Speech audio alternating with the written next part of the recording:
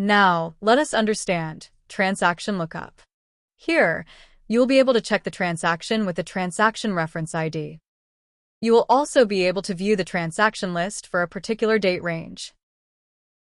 You will also be able to view the details of these transactions. Let us look at an example. Let us check the transactions which were processed from the 11th to the 14th. Here you will be able to view the list of transactions with the status as pending, success, or failed. If you want to understand why the transaction has failed, you can look inside the View Details to understand the failure reason.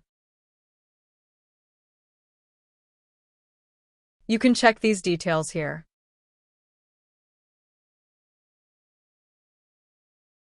The same process can be followed for pending transactions. You can view and understand the reason why the transactions are pending and at what stage the transactions are pending. Do read and understand the reason listed here. You can always raise a query if you want to inquire about this transaction. Let us understand the steps to raise a query. Select the type of query from the drop-down. You can provide a title to your query. You can give a description of your query.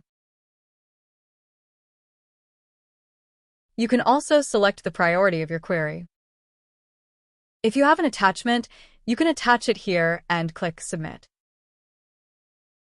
Now, this query will be shared with the business operations team as a ticket, where our agents will work on that ticket and drive these tickets to closure.